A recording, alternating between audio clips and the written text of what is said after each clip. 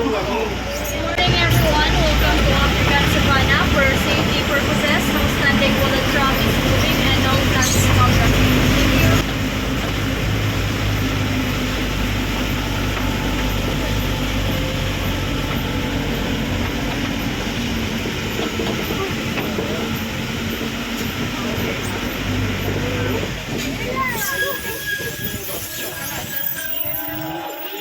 Thank you.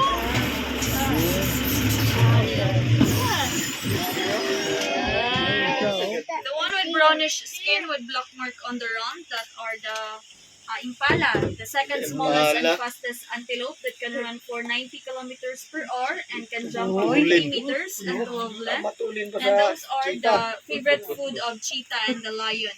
And only male has horn, but the female has no horn. And also known as the jumpers of the savannah. Again, those are the impala.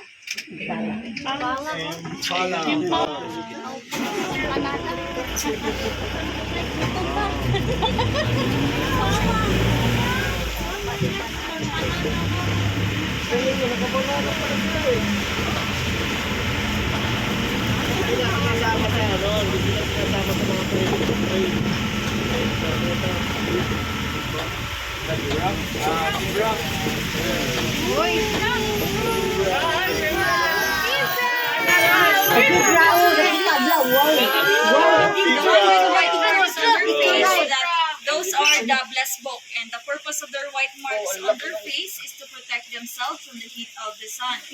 And you can identify easily their gender because of their horn. The male has a thicker horn and the female has a thinner horn. And they said that their meat is expensive but so much tasty. And beside of the blessed book, the highlights of the savannah are the zebra. They are unique because they have no the same pattern like our fingerprints, and they can sleep while they're standing. And kapulsad na sila, kato nasa gawas, mo to siyang female zebra, nasa sud, mo na siyang male zebra. And we have 9 in total zebra here in safari, but by family ra ang gipagawas.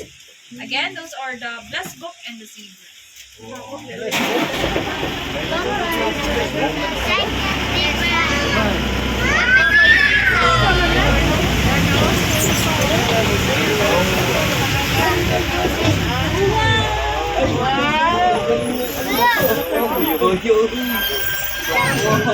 And the one with grayish skin with curved horn, those are the wildebeest. If you are familiar with the Lion King movie, they're the one who killed King Mufasa during the stampede. And also known as the seasonal migrator, during migrating season, they eat the other animals. And there are 2 types of wildebeest, the blue wildebeest and the black wildebeest. But here in safari, we have the blue wildebeest. And also, family sad ni sila, muna siyang daddy, mommy, and the baby wildebeest na nasa loyo. Para lang kabayo.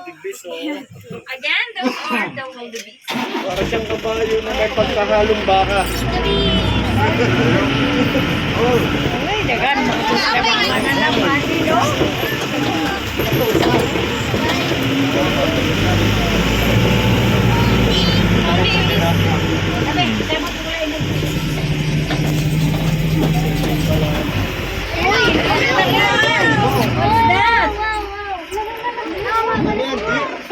And the last but not the least, those are the gems book or the oryx gazelle.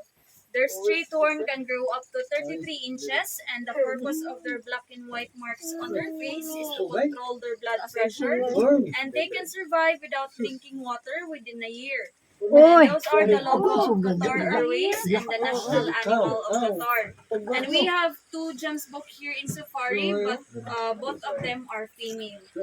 Again, those are the gems book or the oryx gazelle.